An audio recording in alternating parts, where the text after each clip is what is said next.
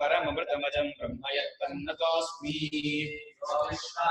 विविधविषयान् भाष्यभोगान् स्थविष्ठान् पश्चाच्चान्यान् सुमतिविभवान् ज्योतिषास्त्रेण सूक्ष्मान् सर्वानेतान् पुनरपिशनि स्वात्मनि स्थापयित्वा हित्वा सर्वान् विशेषान् विगतगुणगणः पार्थसौरस्तुरीयः।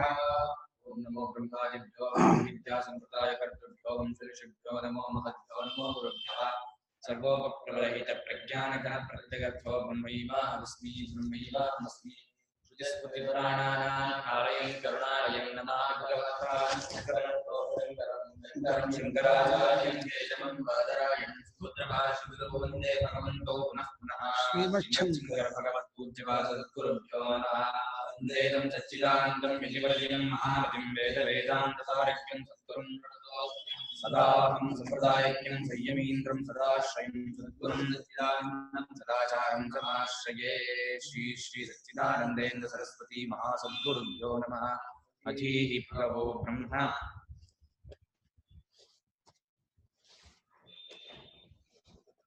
ನಿನ್ನೆ 45ನೇ ಶ್ಲೋಕಕ್ಕೆ ಅರ್ಥವನ್ನು ಹೇಳಾಗಿದೆ. ಅದರ ಭಾಷ್ಯವನ್ನು ಓದಬೇಕು. ಅದು ಪರಮಾರ್ಥ ವಸ್ತುವು ತಾನು ಹುಟ್ಟದೆ ಹುಟ್ಟಿದಂತೆ ತೋರುತ್ತೆ. ದೇವದತ್ತ ಹುಟ್ಟದ ಅಂತ ಪರಮಾರ್ಥ ವಸ್ತುವನ್ನೇ ನಾವು ಹೇಳೋದು.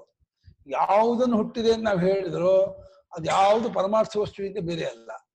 ಆಮೇಲೆ ಅದು ಓಡಾಡ್ತಾ ಇದ್ದಾನೆ ಅಂತ ಹೇಳಿ ಪರಮಾರ್ಥ ವಸ್ತುವನ್ನೇ ಯಾವುದಲ್ಲಿ ಏನ್ ತೋರುತ್ತೋ ಅದು ಕಂಡುಕೊಳ್ಳದೆ ಹೋದ್ರು ಅದರ ಮೇಲೆ ಆ ಆರೋಪವಾಗಿರುತ್ತೆ. ಹುಟ್ಟಿನ ಆರೋಪ, ಅದರ ಚಲನೆಯ ಆರೋಪ, ಆಮೇಲೆ ವಸ್ತುವಿನ ಆರೋಪ. ಅದು ಬೆಳ್ಳಿಗಿದೆ, ಉದ್ದಗಿದೆ, ದಪ್ಪಗಿದೆ, ಕಪ್ಪಗಿದೆ, ಈ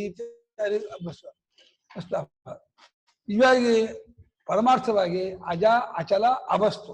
ಅದು ಹುಟ್ಟಿಲ್ಲ, ಚಲನೆ ಇಲ್ಲ, ಮತ್ತೆ ಗುಣವಿಲ್ಲ. ಈ ದ್ರವ್ಯ ಗುಣ ಅಂತ ಹೇಳಿ ತಾರ್ಕಿಕರು ಬಹಳ ಹೇಳ್ತಾರೆ. ಅಂದ್ರೆ ದ್ರವ್ಯ ಅಂದ್ರೆ ಪದಾರ್ಥ, ಆ ಗುಣ ಅಂದ್ರೆ ಅದಕ್ಕಿರ್ತಕ್ಕಂತಹ ಅಬ್ಜೆಕ್ಟಿವ್ಗಳು ಅಂತ. ಇದರಲ್ಲಿ ನಮ್ಮ ಸ್ವಾಮಿ ಪ್ರಶ್ನೆ ಮಾಡಿದ್ದಾರೆ, ದ್ರವ್ಯ ಗುಣಕ್ಕೆ ಆಶ್ರಯವೋ ಗುಣ ದ್ರವ್ಯಕ್ಕೆ ಆಶ್ರಯವೋ ಅಂತ. ಎಲ್ಲಿಂದ ಎಲ್ಲಿವರೆಗೆ ದ್ರವ್ಯ, ಎಲ್ಲಿಂದ ಎಲ್ಲಿವರೆಗೆ ಗುಣ ಅಂತ. ನಿಂಬೆ ಹಣ್ಣು ಅಂತ ಒಂದು ದ್ರವ್ಯ ಅಂತ ಇಟ್ಕೊಂಡು ನಿಂಬೆ ಹಣ್ಣಿಗೆ 5 ಗುಣ ಇದೆ ಅಂತ ಹೇಳ್ತಾರೆ.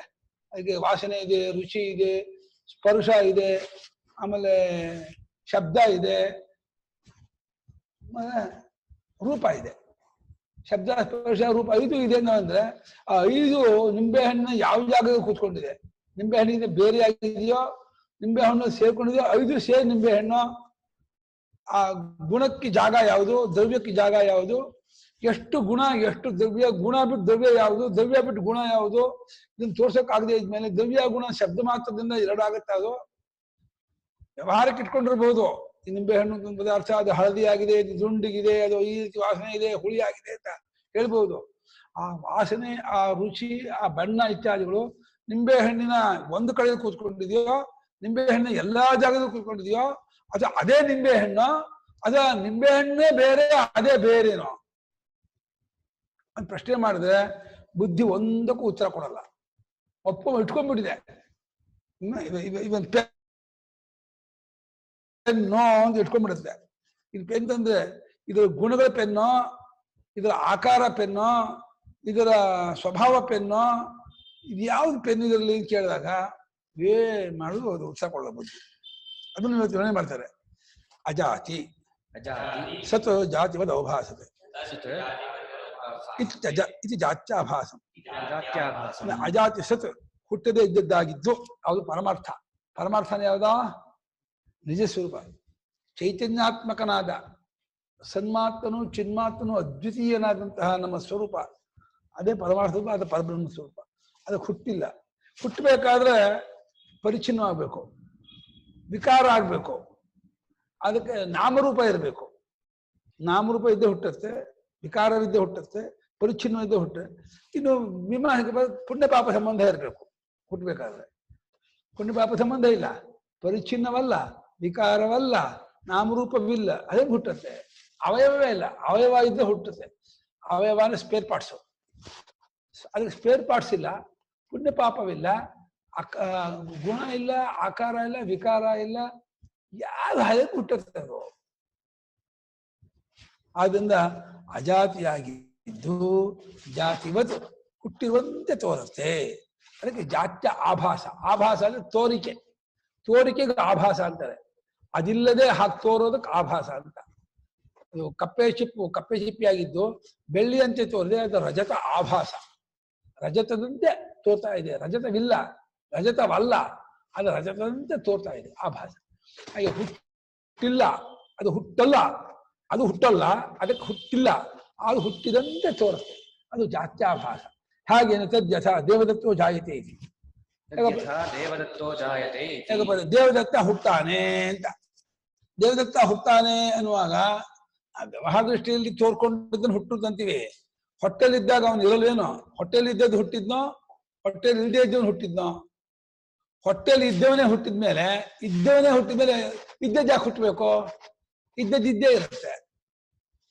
ಹೊಟ್ಟೆಲಿ ಇದ್ದವನೇ ತಾನೆ. ಹೊಟ್ಟೆಲಿ ಇದ್ದನು ಇವಾಗ ಈ ಕೈ ಇಲ್ಲಿದೆಪ್ಪ, ಹೀಗೆ ತೋರಿಸಿ ಮಾತ್ರಕ್ಕೆ ಹುಟ್ಟು ಬಿಡ್ತೀರಾ? ಇಲ್ಲಿದ್ದ ಕಾಣ್ತಾ ಇರಲ್ಲ, ಇಲ್ಲಿದ್ದ ಕಾಣ್ತಾ ಇದೆ. ಇಲ್ಲಿದ್ದ ಕೈ ಅಡಗಿದೆ, ಇಲ್ಲಿದ್ದ ಕೈ ತೋರ್ಕೊಳ್ತಾ ಇದೆ. ಕೈ ಹುಟ್ಟುದಂದ್ರ ಅರ್ಥ ಇಲ್ಲ. ಏನಪ್ಪ, ಬೇರೆ ಬೇರೆ ಬೇರೆ ಆಕಾರ, ರೂಪ, ಹೆಸರು ಇವುಗಳೇ ಇರುತ್ತೆ. ಅದು ನಮಗೆ ಇಷ್ಟವಾದ ಆಕಾರ ರೂಪದಿಂದ ತೋರ್ಕೊಂಡ್ರೆ ಹುಟ್ಟು ಅಂತೀವಿ. ಇಷ್ಟವಾದ ಆಕಾರ ರೂಪ ಮರೆಯಾದ್ರೆ ಸಾವು ಅಂತೀವಿ ಅಷ್ಟೇ. ನಮ್ಮ ಇಷ್ಟವಾದ ಆಕಾರ ರೂಪ ಗುಣಗಳಿಗೆ ಅದರ ತೋರಿಕೆಗೆ ಅದು ಹುಟ್ಟು. ನಮ್ಮ ತಂದೆ ಇಲ್ಲ ಅಂದ್ರೆ, ನಮ್ಮ ತಾಯಿ ಇಲ್ಲ ಅಂದ್ರೆ, ನಮ್ಮ ತಾಯಿ ತಂದೆ ನಂಗೆ ಇಷ್ಟವಾದ ಒಂದು ರೂಪ ಆಕಾರ ತೋರ್ಕೊಳ್ತಿದ್ದಲ್ಲ, ಇವಾಗ ಆ ಆಕಾರ ರೂಪ ಇಲ್ಲ. ಅದು ಇಲ್ಲ ಅಂದ್ರೆ ಅದು ಮಂಜೆ ಮನೆಗೆ ಮಧುಕೊಂಬಿನಂತೆ ಅಶಕ್ತ ಆಗಿಲ್ಲ, ಅದು ಬೇರೆ ರೂಪ ಆಕಾರಕ್ಕೆ ಹೋಗಿದೆ. ಅದು ಕರ್ಮಾನುಸಾರವಾಗಿ ಇನ್ಯಾವುದೋ ರೂಪದಲ್ಲಿದೆ. ಇದು ವ್ಯವಹಾರ ದೃಷ್ಟಿ.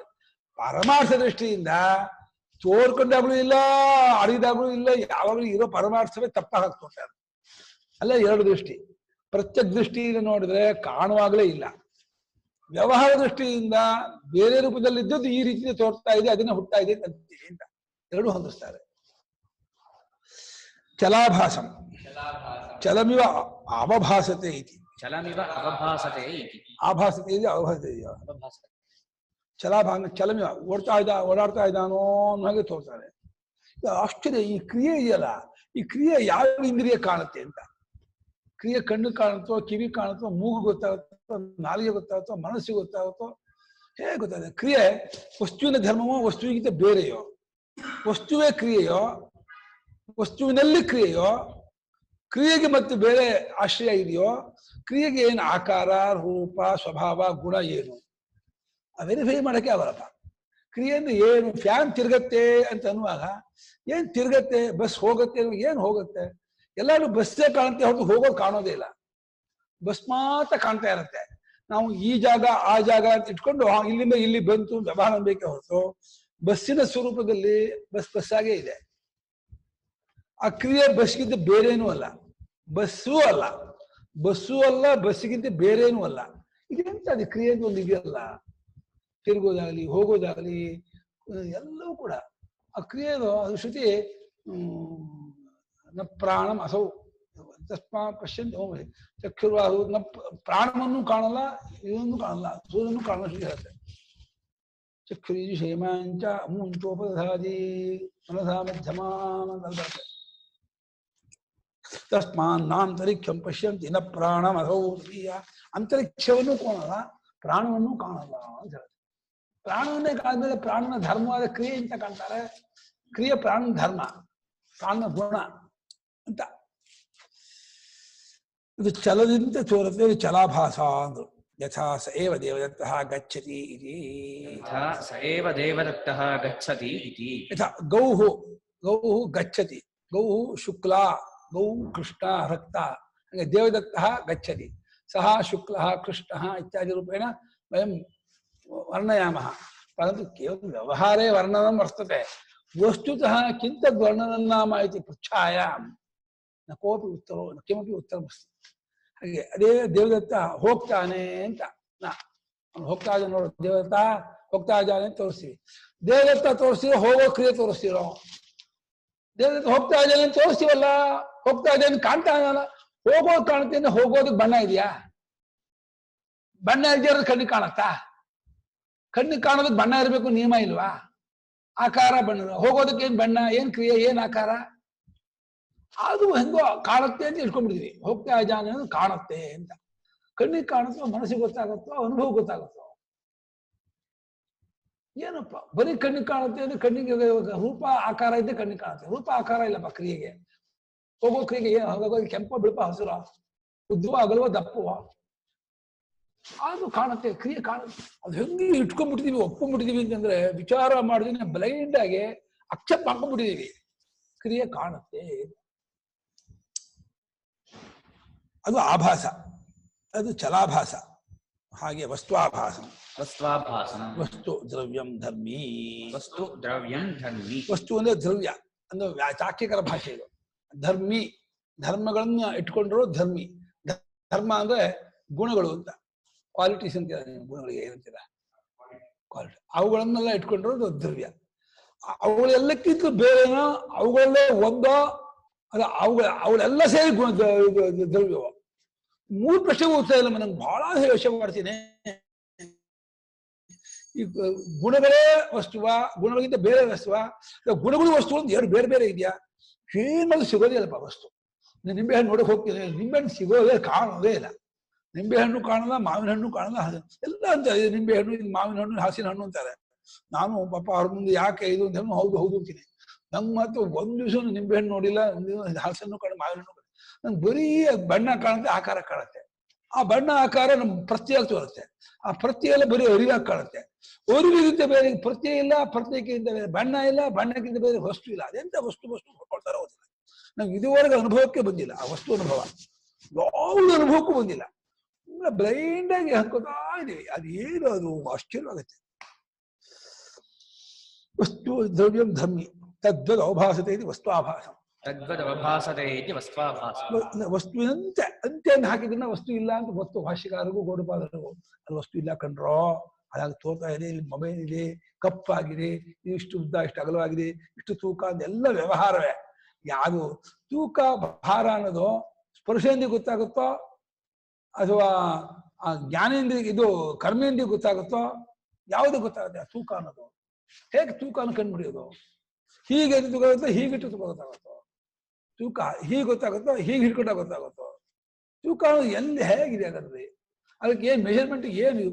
ಒಳಹಕ್ಕು ನೋಡಿದ್ರೆ ಒಂದಕ್ಕೂ ಬುದ್ಧಿ ಉಚ್ಚಾರ ಕೊಡಲ್ಲಮ್ಮ. ಸುಮ್ಮನೆ ಇಟ್ಕೊ. ಅದಂಶನ್ ಎಲ್ಲ ತೂಕ, ಭಾರವೂ ಅದಂಶನ್ನು, ಗುಣವೂ ಅದಂಶನ್ನು, ದ್ರವ್ಯವೂ ಅದಂಶನ್ನು, ಕ್ರಿಯೆಯೂ ಅದಂಶನ್ನು. ಏನ್ರಿ ಅದಂಶನ್? ಅದಂಶನ್ ಅಂದ್ರೆ ಇಲ್ಲ ಇಟ್ಕೊಂಡು ಚೆನ್ನಾಗಿದೆ ವ್ಯವಹಾರ, ಕರೆಕ್ಟ್ ಆಗಿದೆ, ಸರಿಯಾಗಿ ನಡೀತಾ ಇದೆ. ಹಾಗೆ ನೋಡಿ, ಇಂಥ ಪ್ರಪಂಚವನ್ನು ಇಲ್ಲ ಅಂತ ಅಲ್ಲ ಈ ಶಂಕರಾಚಾರ್ಯರು ಗುಣಪಾದರು. ಅವರು ಹುಚ್ಚುರಿದೆ, ನಮಗೆ ಹುಚ್ಚುರಿದೆ, ನನಗಂತೂ ಅರ್ಥವಾಗ್ತಿಲ್ಲ. ಒಂದೊಂದ್ಸಲ ನೋಡಿದ್ರೆ ಅವರಿಗೆ ಹುಚ್ಚುರಿದೆಯೋ ಅನ್ಸುತ್ತೆ. ಇಷ್ಟು ಜನರು ಕಾಣ್ತಾ ಇರೋ ಪ್ರಪಂಚವನ್ನ ಇಲ್ಲವೇ ಇಲ್ಲ ಅಂತ ಅಂತಾರೆ. ಅಯ್ಯೋ ಹುಚ್ಚರುಗಳ ಇಲ್ಲ ಕಂಡ್ರು, ಕಾಣಲ್ಲ ಕಂಡ್ರು, ಇರಲ್ಲ ಕಂಡ್ರು, ಅನುಭವಿಸೋರು ಅಂತ ಅವರು ಒಳಹಕ್ಕು ವಿಚಾರ ಮಾಡ್ತಾರೆ. ನಾವು ಸರ್ಫೇಸ್ ಅಲ್ಲಿ ನಿನ್ನೆ ನೋಡ್ಕೊಂಡು ಇದೆಲ್ಲ ತೋರುತ್ತಲ್ಲ. ಹಾ, ಬೆತ್ತಲೆ ಊರಲ್ಲಿ ಬಟ್ಟೆ ಉಟ್ಟವನೇ ಮುಟ್ಟಾಡಾಗ್ಬಿಟ್ಟಿದ್ದಾನೆ. ಊರ್ನವಲ್ಲ ಬೆತ್ತಲೆ ಇದ್ದಾರೆ, ಬಟ್ಟೆ ಹಿಡ್ಕೊಂಡು ಅವನು ಹೋಗ್ಬಿಟ್ಟ. ಅವನು ನೋಡಿ ನಗ್ತಾ ಇದ್ದಾರೆ ಎಲ್ಲ, ಅಯ್ಯಯ್ಯೋ ಬಟ್ಟೆ ಹಿಡ್ಕೊಂಡ್ಬಿಟ್ಟಿದ್ದಾರೆ ಅಂತ. ಹಂಗೆ ಈ ಹುಚ್ಚರ ಸಂತೆಯಲ್ಲಿ ಜ್ಞಾನಿ ಹುಚ್ಚ ಆಗ್ಬಿಟ್ಟಿದ್ದಾರೆ. ನಾವು ಹುಚ್ಚರೋ, ಜ್ಞಾನಿಗಳನ್ನ ಹುಚ್ಚಾಗ್ಬಿಡ್ತಾ ಇದೀವಿ ನಾವು. ನಮ್ಗೆ ಎಷ್ಟು ಧೈರ್ಯ ಅಂದ್ರೆ ತದ್ವದವಭಾಸತೆ ವಸ್ತ್ವಾಭಾಸ. ಯಥಾ ಸ ಏವ ದೇವದತ್ತಃ ಗೌರಃ ದೀರ್ಘಃ ಇತಿ. ಯಥಾ ಸ ಏವ ದೇವದತ್ತಃ ಗೌರಃ ದೀರ್ಘಃ ಇತಿ. ಅದೇ ಆ ಗೌರವ, ಆ ದೇವದತ್ತೇನೆ ಉದ್ದುಗಿದ್ದಾನೆ, ಬೆಳ್ಳಿಗಿದ್ದಾನೆ, ದಪ್ಪ ಎತ್ತರವಿದ್ದಾನೆ ಅಂತ. ಅಷ್ಟು ಚೆನ್ನಾಗಿ ವರ್ಣನೆ ಮಾಡ್ತೀವಿ ಅಂತ. ಅವನ ಹುಬ್ಬು ಹೆಂಗಿದೆ, ಅವನ ಕಣ್ಣು ಹೆಂಗಿದೆ, ಮೂಗು ಸಂಪಿಗೆ ಅಂತ ಮೂಗಿದೆ ಕಣ್ರಿ. ಒಳ್ಳೆ ಕಪಾಲ ಎಷ್ಟು ಸುಂದರವಾಗಿದೆ, ಹಣೆ ವಿಶಾಲವಾದ ಹಣೆ, ಎಷ್ಟು ಗಡು, ಒಳ್ಳೆ ರೈನ್ಬೋ ಇದ್ದಂತೆ ಇದೆ ಹುಬ್ಬು. ಏನ್ ವರ್ಣನೆ ಮಾಡಿದ್ದು ಯಪ್ಪ, ಏನ್ ರೈನ್ಬೋ, ಕಾಮನ ಬಿಲ್ ಅಂತ ಇದೆಯಂತೆ ಹುಬ್ಬು. ಕಣ್ಣಂತೂ ಒಳ್ಳೆ ಕಮಲ, ಅರವಿಂದ ದಳ ಆಯತಾಕ್ಷ, ಕಮಲದಂತೆ ಕಣ್ಣು. ಒಳ್ಳೆ ಕಸ್ತೂರಿ ತಿಲಕಂ ಲಲಾಟ ಪಟಲೆ ವಕ್ಷಸ್ಥಲೇ ಕೌಸ್ತುಭಂ ನಾಸಾಗ್ರೆ ವರಮೌಷ್ಟಿಕಂ ವರದಲೆ ವೇಣುಕರೆ ಕಂಕಣಂ ಸರ್ವಾಂಗೇ ಹರಿಚಂದನಂ ಸುಲಲಿತಂ ಕಂಠೇಚ ಮುಕ್ತಾವಲಿ. ಏನು ವರ್ಣನೆ ಮಾಡಿದ್ದು. ಸ ಏವ ದೇವದತ್ತ, ಆ ದೇವದತ್ತನೇ ಬೆಳ್ಳಿಗಿದ್ದಾನೆ. ಪ್ರಶ್ನೆ ಉಂಟಮ್ಮ? ಮಾಡಿಮ್ಮ, ಮ್ಯೂಟ್ ತೆಗೀರಿಮ್ಮ. ಪ್ರಶ್ನೆ ಕೇಳಲಿ ಅಂತ ನನಗೆ ಆಸೆ. ನನ್ಗೆ ಛಲಾಭಾಸ ಅನ್ನೋದು ಅರ್ಥ ಆಗ್ಲಿಲ್ಲ ಕರೆಕ್ಟ್ ಆಗಿ, ಅದು ಒಂದ್ ಸ್ವಲ್ಪ ಹೇಳ್ಬಿಡಿ. ಛಲ ಅಂದ್ರೆ ಓಡಾಡ್ತಾ ಇದ್ದೇನೆ ಅಂತ ತೋರುತ್ತೆ. ಹೀಗಾಗಿ ಓಡಾಡೋದು ಕ್ರಿಯೆ ಕಣ್ಣಿಗೆ ಕಾಣಲ್ಲ. ನಮ್ಗೆ ವ್ಯವಹಾರ ದೃಷ್ಟಿಯಿಂದ ವಸ್ತುವೇ ನೋಡ್ತಿರೋದು. ವಸ್ತುವಿನಲ್ಲೇ ಕ್ರಿಯೆ ಆರೋಪ ಮಾಡ್ಬಿಟ್ಟು ಕ್ರಿಯೆ ಕಾಣ್ತಾ ಇದೀವಿ ಅಂತೀವಿ. ಅದು ಕ್ರಿಯೆಯ ಆಭಾಸವೇ ಹೊರತು ಕ್ರಿಯೆ ಇಲ್ಲ. ವಸ್ತುವೇ ಇದೆ ಆದ್ಮೇಲೆ ವಸ್ತುವಿನ ಕ್ರಿಯೆ ಅಂತ ಬರುತ್ತೆ. ಛಲ ಅಂದ್ರೆ ಕ್ರಿಯೆ, ಮೂಮೆಂಟ್.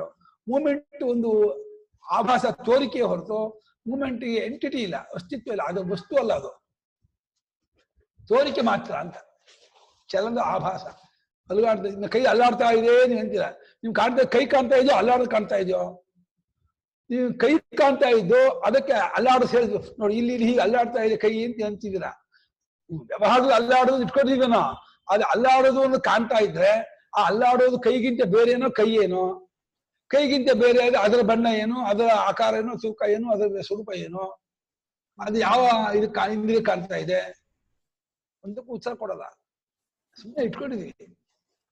ಇದು ಛಲಾಭಾಸ. ಜಾಯತೆ ದೇವದತ್ತಃ ಸ್ಪಂದತೆ ದೀರ್ಘಃ ಗೌರಃ ಇತ್ಯೇವಂ ಅವಭಾಸತೆ. ದೇವದತ್ತಃ ಸ್ಪಂದತೆ ದೀರ್ಘಃ ಗೌರಃ ಇತ್ಯೇವಂ ಅವಭಾಸತೆ. ದೇವದತ್ತ ಉದಾಹರಣೆಯಿಂದ ಪ್ರಪಂಚಕ್ಕೆಲ್ಲ ಅಪ್ಲೈ ಮಾಡ್ಕೋಬೇಕು. ದೇವದತ್ತ ಹುಟ್ಟಿರುತ್ತಾನೆ ಅಂದ್ರೆ ಪ್ರಪಂಚ ಹುಟ್ಟತ್ತೆ, ಪ್ರಪಂಚ ಚೇಂಜ್ ಆಗ್ತಾ ಇದೆ. ದೇವದತ್ತ ಅಲ್ಗಾಡ್ತಾ ಇದ್ದಾನೆ ಅಂದ್ರೆ ಪ್ರಪಂಚ ಬದಲಾವಣೆ ಆಗ್ತಾ ಇದೆ. ಪ್ರಪಂಚಕ್ಕೆ ಈ ರೀತಿ ಸ್ವಭಾವ ಇದೆ, ಈ ಗುಣ ಇದೆ, ಈ ಕ್ರಿಯೆ ಇದೆ.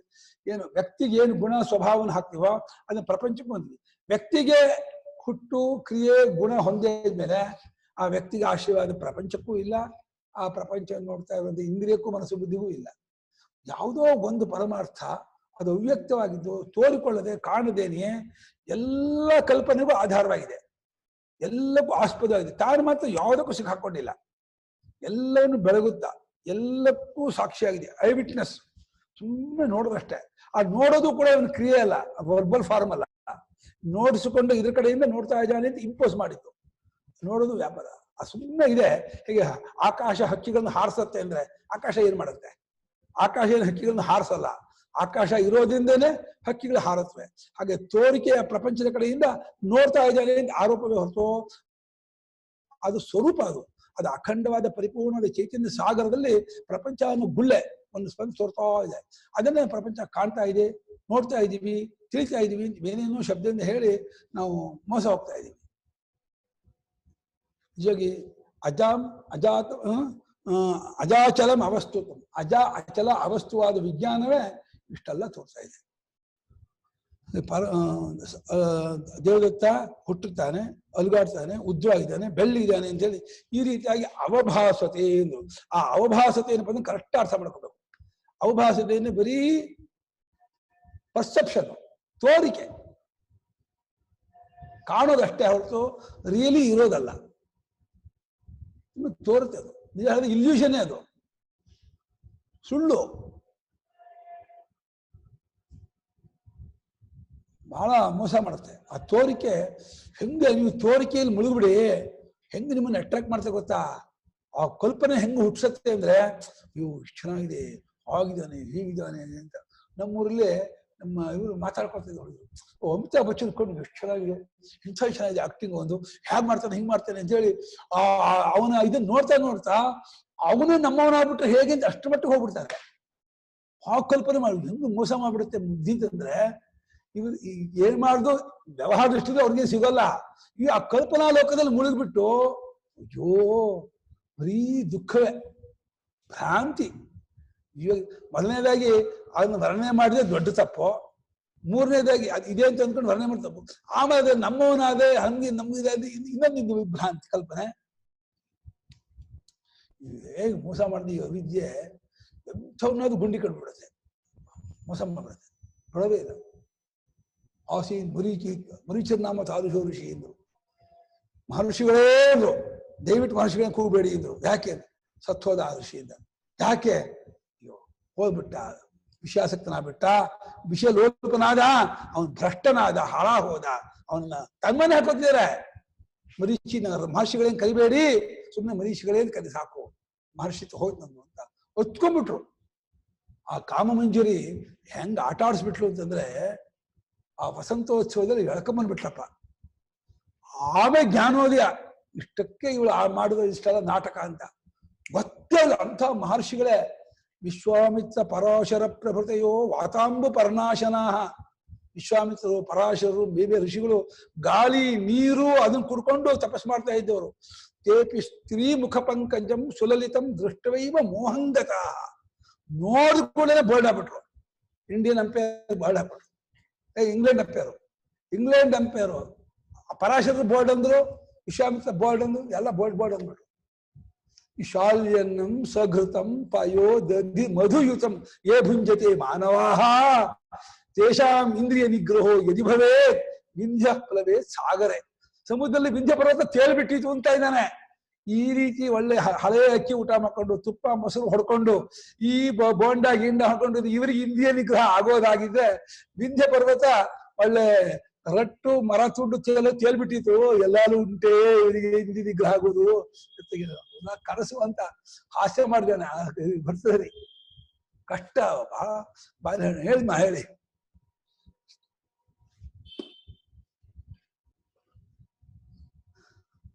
ಬಿಟ್ಕೊಳಲ್ವಾ? ಮ್ಯೂಟ್ ತೆಗೀರಿ. ಹೌದು. ಅವ್ರಿಗೆ ಆ ಹೆಂಗಸ್ ಅವ್ರನ್ನ ನೋಡಿದಾಗ ವಿಶ್ವಾಮಿತ್ರನ್ ಯಾರು ಮಾಡಿದ್ರು ಇದನ್ನ ಅವ್ರಿಗೆ ನಾನ್ ಡ್ಯುಯಲ್ ಇದೆ ಏನಂತಾರೆ ಅದ್ವೈತಕ್ ವ್ಯೂ ಕಾಣಿಸ್ಲಿಲ್ವಾ ಗುರುಗಳೇ? ಅವ್ರಿಗೆ ಹೆಂಗಸ್ರ ತರ ಹೆಂಗ್ ಕಾಣಿಸಿದ್ರು? ಮತ್ತೆ ಅಷ್ಟೊಂದು ತಪಸ್ ಮಾಡಿದವ್ರಿಗೆ ಅದ್ ಹೆಂಗ್ ಟ್ರಾನ್ಸಾಕ್ಷನಲ್ ವರ್ಲ್ಡ್ ಬಂದ್ಬಿಟ್ರು ಅಷ್ಟು ಈಸಿ? ತಪಸ್ಸಲ್ಲಿ ಹಠ ಇದೆ ಒಂದಿದೆ ಹೊರತು ವಿವೇಕ ಇಲ್ಲ. ಸತ್ಯವನ್ನು ಕಂಡ್ಕೊಂಡು ತಪಸ್ ಮಾಡ್ತಾ ಇಲ್ಲ. ಬರೀ ಏನೋ ಗೈನ್ ಮಾಡ್ಕೋಬೇಕು, ಏನೋ ದೊಡ್ಡ ಪದವಿ ಮಾಡ್ಕೋಬೇಕು, ಇಲ್ಲ ಸಿದ್ಧಿ ಪಡ್ಕೋಬೇಕು, ಏನೋ ಆಗ್ಬೇಕು, ಆ ರೀತಿಯಿಂದ ತಪಸ್ ಮಾಡ್ತಾ ಇದ್ದಾಗ ಆ ಇಂದ್ರಿಯಗಳು ಇನ್ನಷ್ಟು ಪಟುವಾಗತ್ತೆ. ಆ ಮಂಡೋರಿ ದೇವಿ ರಾಮಾಯಣದಲ್ಲಿ ರಾವಣ ಸತ್ತಾಗ ನಿನ್ನನ್ನು ರಾಮ ಅಲ್ಲ ಕೊಂದಿದ್ದು, ನಿನ್ನ ಕಾಮವೇ ನಿನ್ನನ್ನು ಕೊಂತು. ಯಾವಾಗ ನೀನ್ ತಪಸ್ ಮಾಡುವಾಗ ಇಡೀ ತೈಲೋಕ್ಯಾಧಿಪತ್ಯ ಮಾಡ್ಕೊಂಡು ತಪಸ್ ಮಾಡುವಾಗ ಯಾವ ಇಂದ್ರಿಯವನ್ನ ಮೆಟ್ಟಿ ಜಗ್ಗಿ ಗೋಹೈಕೊಂಡು ತಪಸ್ ಮಾಡಿದ್ವಿ, ಉಪವಾಸ ಮಾಡಿ ಅವುಗಳು ಸೇರ್ತಿಸ್ಕೊಂಡು ಅವುಗಳೇ ನಿಮ್ಮಂತ ಸಾಯಿಸಿದ್ದು ಅಂತ. ನಿನ್ನ ಇಂದ್ರಿಯಗಳೇ, ನಿನ್ನ ಮನಸ್ಸೇ ನಿನ್ನನ್ನು ಸಾಯಿಸ್ತು. ರಾಮ ಅಲ್ಲ, ರಾಮನ ಬಾಣೂ ಅಲ್ಲ ಅಂತ ಮಂಡೋದರಿ ಹೇಳ್ತಾಳೆ. ರಾಮಾಯಣದ ಕಥೆ ಬರುತ್ತೆ. ತಪಸ್ ಮಾಡುವಾಗ ರಾವಣ ಕಠೋರ ತಪಸ್ ಮಾಡ್ದ. ಕಠೋರ ತಪಸ್ ಮಾಡುವಾಗ ಇಂದ್ರಿಯಗಳ ಬಳಲ್ಬಿಟ್ವು, ಮನಸ್ಸೆಲ್ಲ ಕುಗ್ಗೋಗ್ಬಿಟ್ವು, ದೇಹವೆಲ್ಲ ಕೃಷಿವಾಯಿತು. ಎಲ್ಲ ಬೇಡ ಬೇಡ ಬೇಡ ಅಂತಿದ್ವು ಇಂದ್ರಿಯಗಳು. ಮನಸ್ಸು ಬೇಡ, ತಪಸ್ ಬೇಡ ಅಂತ ಕೇಳಲಿಲ್ಲ ಇವನು. ಹಾರಿ ಹಠ ಮಾಡಿ ತಪಸ್ ಮಾಡಿ ಬ್ರಹ್ಮನಿಂದ ವರ ಪಡ್ಕೊಂಡ. ಇವಾಗ ಮಾಡ್ತೀವಿ ತಡಿ, ನಮ್ಮನ್ನ ಅಷ್ಟು ಗೋಳ ಹೇಳ್ಕೊಂಡೆಲ್ಲ ನೀನ್ ಮಾಡ್ತೀನಿ ಹೇಳ್ಬಿಟ್ಟು ಅದೇ ಇಂದ್ರಿಯ ಮನಸ್ಸು ಸೇರ್ಸಿಸ್ಕೊಂಡ್ಬಿಟ್ರು. ಸೀತಾದೇವಿ ನೋಡ್ಕೊಳ್ಳಿ ಮೋಹ ಉಂಟು ಮಾಡಿ ಕದಿಯಂಗೆ ಬುದ್ಧಿ ಕೊಟ್ಟು ರಾಮನ ಹೊರಸ್ಕೊಂಡು ನುಚ್ಚುನೂರಲ್ಲ ಆ ಇಂದ್ರಿಯಗಳೇ ಸೇರ್ತಿಸ್ಕೊಂಡಿದ್ದು ಅಂತ ಮಂಡೋದರಿ ಇಂಥ ಮಾತು ಹೇಳ್ತಾಳೆ ಅಂದ್ರೆ ರಾಮ ನೆಪ, ರಾಮ ಅಲ್ಲ ನಿನ್ನನ್ನು ಸಾಯಿಸಿದ್ದು ಅಂತಂತಾಳೆ. ನಿನ್ನ ಇಂದ್ರಿಯವೇ, ನಿನ್ನ ಮನಸ್ಸಿದ್ದ ಅಜಿತವಾದ ದುರ್ಬಲವಾದ ನಿನ್ನ ಇಂದ್ರಿಯ ಮನಸ್ಸೇ ನಿನ್ನ ಕೊಂದು ಹಾಕ್ತು ಅಂತ ನಿಜವಾದ ಮಾತು. ಆ ಲೆವೆಲ್ಗೆ ಹೋದ್ಮೇಲೆ ವಾಸನ ಇನ್ನ ಇರುತ್ತೆ ಸರ್. ಐ ಮೀನ್ ತಪಸ್ ಮಾಡಿದ್ರೆ ಹೊರತು ಅದನ್ನ ಡಿಲೀಟ್ ಮಾಡಿ ತಪಸ್ ಮಾಡ್ಲಿಲ್ಲ ಅವರು. ಅದು ಮುಕ್ಕೊಂಡು ತಪಸ್ ಮಾಡ್ತಿದ್ರು. ಆಗ ನೀರಲ್ಲಿ ಜೋರ ಟ್ಯೂಬ್ ಅನ್ನು ಅಮ್ಕೊಂಡಿದ್ರೆ ಅಲ್ಲಿ ಇರತ್ತೆ, ಕೈ ಬಿಟ್ಕೊಳ್ಳೆ ಭಕ್ಕನ್ ಮೇಲೆ ಬರುತ್ತೆ. ಹಂಗೆ ನೀವು ಸಪ್ರೆಸ್ ಮಾಡ್ಕೊಂಡು ತಪಸ್ ಮಾಡ್ತಿರ್ತಿರಲ್ಲ, ಅಷ್ಟೊತ್ತು ಸಪ್ರೆಸ್ ಆಗಿರುತ್ತೆ. ನೀವು ಬಿಟ್ಕೊಳ್ಳೇನೆ ಒಂದಿಷ್ಟು ಫೋರ್ ಟೈಮ್ ಹೊರಗೆ ಬರುತ್ತದು, ನುಗ್ಗು ಬರುತ್ತದು. ಬಹಳ ಡೇಂಜರು. ಅದರಿಂದ ಅವುಗಳನ್ನು ನಾವು ವಿವೇಕದಿಂದ ಹಿಡ್ಕೊಂಡು ಭಗವದ್ಭಕ್ತಿ ತಂದ್ಕೊಂಡು ಸಾತ್ವಿಕ ವಾತಾವರಣ, ಸಾತ್ವಿಕ ಆಹಾರ, ಸಾತ್ವಿಕ ನಡವಳಿಕೆಯಿಂದ ಉಪಾಯದಿಂದ ಗೆಲ್ಲಬೇಕು. ಹಾಗೆ ಉಪಾಯೇನ ಗೃಹೀಯಾತ್ ವಿಕ್ಷಿಪ್ತಂ ಕಾಮಭೋಗಯೋ ಸುಪ್ರಸನ್ನಂ ಲಯೇ ಚೈವ ಯಥಾ ಕಾಮೋ ಲಯಸ್ತಥಾ. ಕೇಳಿಪ್ಪ ರಮೇಶ್, ಕೇಳಿ. ಮ್ಯೂಟ್ ತಗೋಬೇಕು, ಮ್ಯೂಟ್ ಇದ್ದ ಕೆಲಸಲ್ಲ. ಗುರುಗಳೇ, ಅದೇ ನೀವು ಒಂದು ವಾಕ್ಯ ಹೇಳಿದ್ರಲ್ಲ ಸಪ್ರೆಷನ್ ಅಂತ. ಸಪ್ರೆಷನ್ ಅಂತ ಹೇಳಿದ್ರೆ ಇನ್ನೊಂದು ಎಲಾಬ್ರೇಟ್ ಮಾಡ್ತೀರಾ ಗುರುಗಳು? ಅದು ಒಂದು ಸ್ವಲ್ಪ ಅಲ್ಲ ಅದಕ್ಕೋದು ಅಂತ ಹೇಳಿದ್ರೆ ಹಾಗೆ ಶಿವರಾತ್ರಿ ದಿವಸ ನಾವು ತಿನ್ಬಾರ್ದು ಅಂತ ನಾವು ಅಂದ್ಕೊಂಡಿದ್ರೆ ಮಧ್ಯಾಹ್ನಕ್ಕೆ ಚುರುಕುತ್ತಾ ಇರುತ್ತೆ ಹೊಸೆ. ಹಸು ಅಂತ ಅದು ಶಿವರಾತ್ರಿ ತಿನ್ಬಾರ್ದು ಅಂತ ನಮ್ಗೆ ಇದ್ಯಾಕೆ ತಡ್ಕೊಳಕ್ ಆಗ್ತಿರಲ್ಲ. ಅದ್ಯಾವುದೋ ಒಂದು ಕಟ್ಟುಪಾಡು ಸಿಕ್ಕಾಕೊಂಡು ಒಂದು ಅನಿವಾರ್ಯತೆಯಿಂದ ಅದನ್ನ ಹಿಡ್ಕೊಂಡಿರ್ತೀವಿ. ವಿವೇಕದಿಂದ ಸಂತೋಷದಿಂದ ಹಿಡ್ಕೊಂಡಿರಲ್ಲ, ಕಷ್ಟಪಟ್ಟು ಅದು ಇದಾಗಲ್ಲ. ಈಗ ಡಿಸೈರ್ಸ್ ಇದ್ರೆ ಒಬ್ರಿಗೆ ಮನುಷ್ಯನ್ಗೆ ಡಿಸೈರ್ಸ್ ಹೌದು. ಸೊ ಅದನ್ನ ಡಿಲೀಟ್ ಮಾಡ್ಕೋಬೇಕಿದ್ರೆ ಡಿಸೈರ್ ಇಂದ ಅದುಮ್ಕೋಬಾರ್ದು. ಎಕ್ಸ್ಪ್ರೆಸ್ ಮಾಡೋದು ಒಳ್ಳೇದ ಅಥವಾ ತಪ್ಪ ಅದು ಡಿಸೈರ್ಸ್ ಡಿಸೈರ್ಸ್ ವಿವೇಕದಿಂದ ಆಭಾಸ ಮಾಡಿ ಅದನ್ನ ತೆಗೆದುಹಾಕ್ಬೇಕೆ ಹೊರತು ಅದುಮ್ಕೋಬಾರ್ದು. ಕಾಮವನ್ನು ಅದುಕೊಂಡ್ರೆ ಕಾಮ ಅದು ಒಂದಕ್ಕೆ ಇಂಟ್ರೆಸ್ಟ್ ಆಗಿ ಹೊರಗೆ ಬರುತ್ತೆ. ಅದು ಕಾಮವನ್ನು ಸರಿಯಾಗಿ ಅರ್ಥ ಮಾಡ್ಕೊಂಡು ಅದರ ದೋಷವನ್ನು ಅದಕ್ಕೆ ದುಃಖಂ ಸರ್ವಮನುಸ್ಮೃತ್ಯ ಕಾಮಭೋಗಾನ್ ನಿವರ್ತಯೇತ್ ಅಜಂ ಸರ್ವಮನುಸ್ಮೃತ್ಯ ಜಾತನ್ನೈವ ಸುಪಶ್ಯತಿ ಶನೈ ಶನೈರುಪರಮೇ ಬುದ್ಧ್ಯಾದಿತಿ ಗೃಹೀತಯ ಆತ್ಮಸಂಸ್ಥಂ ಮನಃ ಕೃತ್ವಾ ನ ಕಿಂಚಿದಪಿ ಚಿಂತಯೇತ್. ಎಷ್ಟು ಹೇಳ್ತಾರೆ ಅವರು, ತುಂಬಾ ಹೇಳ್ತಾರೆ. ಹೀಗೆ ಜಾಯತೆ, ಹುಟ್ಟಿದಾನೆ ದೇವದತ್ತ, ಅವನು ಅಲುಗಾಡ್ತಿದ್ದಾನೆ, ಉದ್ದಕ್ಕಿದ್ದಾನೆ, ಬೆಳ್ಳಿಗಿದ್ದಾನೆ ಅಂತ ಹೇಳಿ ಈ ರೀತಿಯಾಗಿ ತೋರ್ತಾನೆ. ಪರಮಾರ್ಥತಸ್ಥೋ ಅಜಂ ಅಚಲಂ ಅವಸ್ತುತ್ವಂ ಅದ್ರವ್ಯ ರಿಯಲಿ ವಸ್ತುತಃ ಪರಮಾರ್ಥ ಸತ್ಯ ಕೇಳೋದಾದ್ರೆ ಅದು ಹುಟ್ಟಿಲ್ಲದ್ದಾದ, ಅಲುಗಾಟವಿಲ್ಲದ್ದಾದ, ಮತ್ತೆ ಯಾವ ವಸ್ತುವೇ ಇಲ್ಲ. ಇರೋದು ಯಾವ್ದ, ತೋರೋದು ಇನ್ನೇನೋ. ಇರೋದು ಕಪ್ಪೆ ಚಿಪ್ಪು ಬೆಳ್ಳಿಯಾಗಿ ತೋರ್ತಾ ಇದೆ, ಇರೋದು ಹಗ್ಗ ಹಾವಾಗಿ ತೋರ್ತಾ ಇದೆ, ಇರೋ ಸಚ್ಚಿದಾನಂದನ ಅಂತ ಪರಬ್ರಹ್ಮ ಇರೋನು ನಾಮರೂಪಾತ್ಮ ತೋರ್ತಾ ಇದ್ದಾನೆ. ಸಚ್ಚಿದಾನಂದ ಅವನ ಪಾಠ ಮರಣ ಆಮೇಲೆ ಆಮೇಲೆ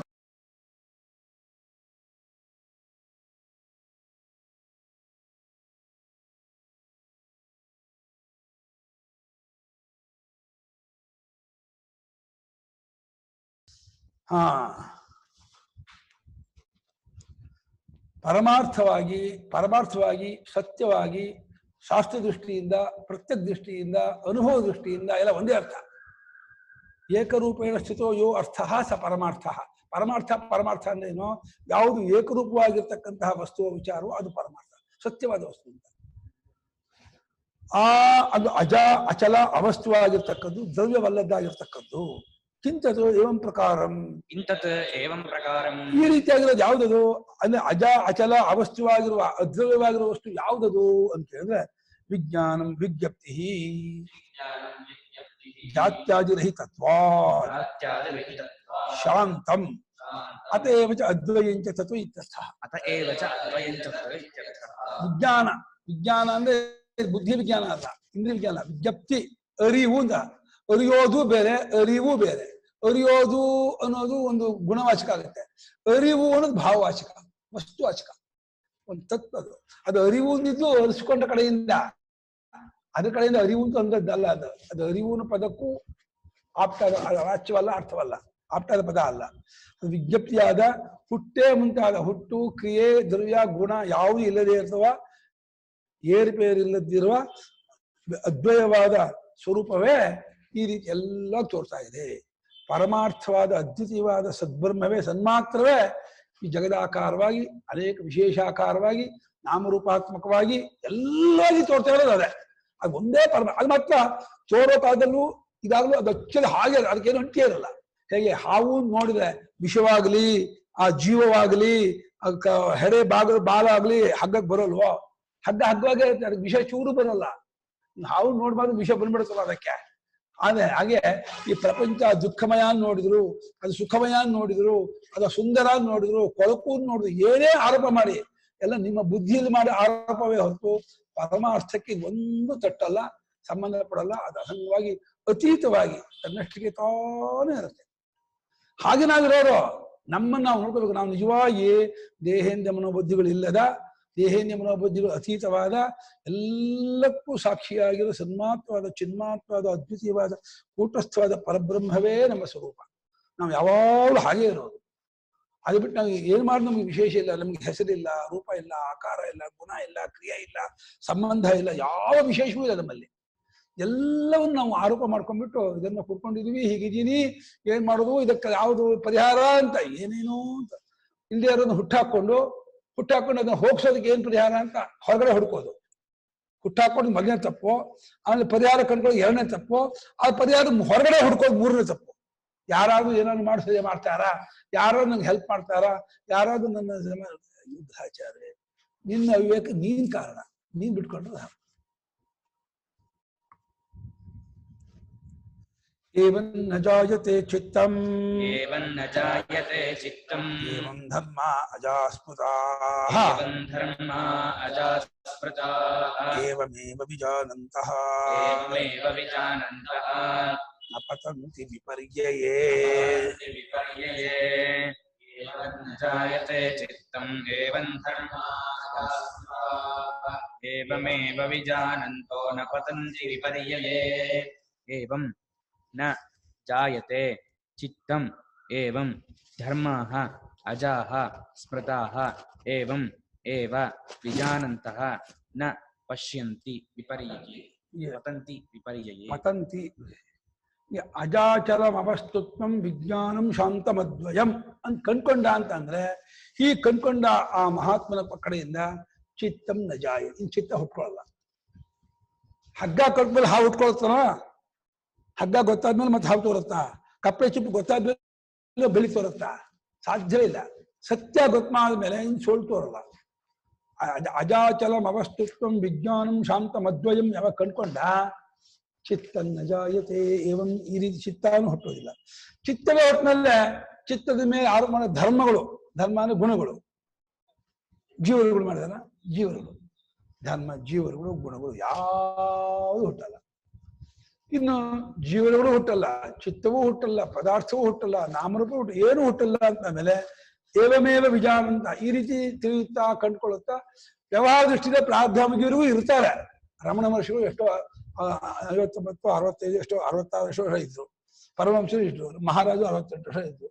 ಹೀಗೆ ಆ ಪ್ರಾಬ್ಧ ಕರ್ಮದಿಂದ ಏನು ಯಾವ ಶರೀರ ಬಂದಿರುತ್ತೆ ಅದು ಪ್ರಾಬ್ಧಾಮಿಕರಿಗೂ ಆ ಶರೀರ ಇರುತ್ತೆ. ಅವರು ಸ್ವರೂಪದಿಂದ ತಾವು ಅದು ಅಜಾಚರ ಅವಸ್ತುತ್ವಂ ವಿಜ್ಞಾನಂ ಶಾಂತಂ ಅದು ಕಂಡುಕೊಂಡು ಅದರಲ್ಲಿ ಸೆಟ್ಲ್ ಆಗಿರ್ತಾರೆ. ಅದನ್ನೇ ಆ ಭಾವದಿಂದ ಕ್ಯಾರಿ ಮಾಡ್ತಾ ಇರ್ತಾರೆ ಲೈಫನ್ನ, ಜೀವನವನ್ನ ಅದರಲ್ಲೇ ನಡೆಸ್ತಾ ಇರ್ತಾರೆ. ಇನ್ನು ಮತ್ತೆ ವಿಪರ್ಯಯೇ ನ ಪತಂತಿ, ವಿಪರ್ಯಯ ಮಿಥ್ಯಾಜ್ಞಾನ, ಮತ್ತೆ ಮಿಥ್ಯಾಜ್ಞಾನಕ್ಕೆ ಅವ್ರು ಬೀಳಲ್ಲ, ಮತ್ತೆ ಇನ್ನೊಂದ್ಸಲ ಅಜ್ಞಾನ ಬರಲ್ಲ. ನಿಮ್ಗೆ ಒಂದು ಲೆಕ್ಕ ಗೊತ್ತಾಗಿದ್ದು ಒಂದು 3-4 ವರ್ಷ ಆದ್ರೆ ಮತ್ತೆ ಮರ್ತೋಗ್ಬಿಡುತ್ತೆ, ಮತ್ತೆ ಲೆಕ್ಕ ತಪ್ಪಿಕೊಂಡ್ಬಿಡ್ತೀವಿ. ಲೆಕ್ಕ ಆಗ್ಬೋದು, ವ್ಯಾಕರಣ ಇರ್ಬೋದು, ಸೈನ್ಸ್ ಇರ್ಬೋದು, ಬೇರೆ ಹೊರಗಿನ ಯಾವ ವಿಷಯ ತಿಳ್ಕೊಂಡಿದ್ರು ತುಂಬಾ ದಿವಸ ಆದ್ಮೇಲೆ ಮತ್ತೆ ತಪ್ಪಲಿಕ್ಕೆ ಬರ್ಬೋದು. ಅದು ನಮ್ಮ ಸ್ವರೂಪದ ಬಗ್ಗೆ ಒಂದ್ಸಲ ತಿಳುವಳಿಕೆ ಆಯ್ತು ಅಂದ್ರೆ ಆ ಸ್ವರೂಪ ಇನ್ನು